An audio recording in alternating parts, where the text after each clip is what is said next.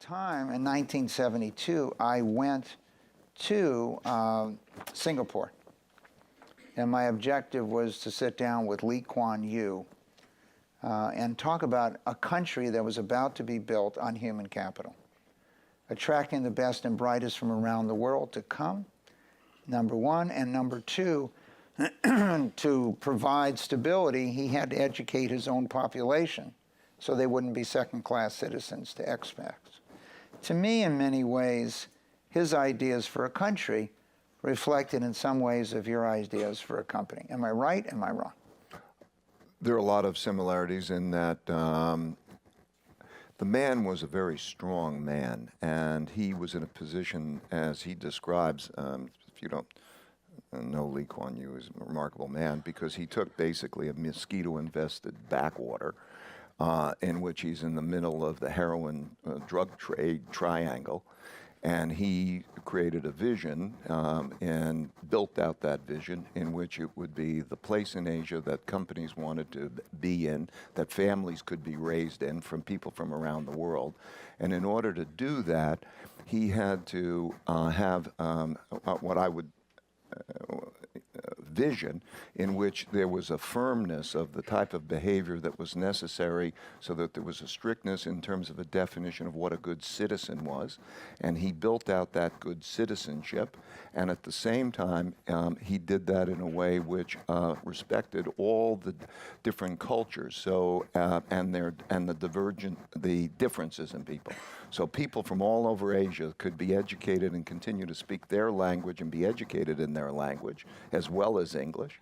And so I respect his diversity. I respect his idea meritocratic way among those decision makers.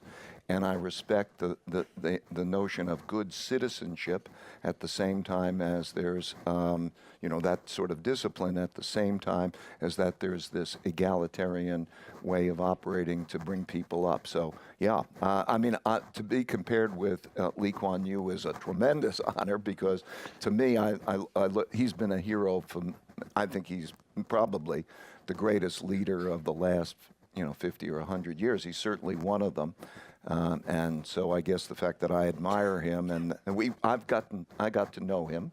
I've had him, dinner in my house and talking about such things, which was a great honor, not talking about, but gathering information from him in terms of his perspective. And I would say we have a lot of common about values. Yes, there's a lot of common about values and how to then run an organization that way. So when I look at Singapore and Kuan Yew, as we've discussed with a number of you over the years, it was mirroring what I was focused on in finance. We would finance and focused on, can we provide capital, people with ability, and let them create jobs, etc. So if you go back and look at, as we've looked at many times, Singapore versus Jamaica, both of them were separating from the UK at the same time. They both had the same GDP in 1960. There was no difference. Kuan Yew actually went to Jamaica to talk to the leader to discuss what his strategy was. The strategy of Jamaica was tourism and natural resources. The strategy of Singapore was human capital, and this essentially was our concept and idea. Gary Becker eventually won a Nobel Prize for this in 1992.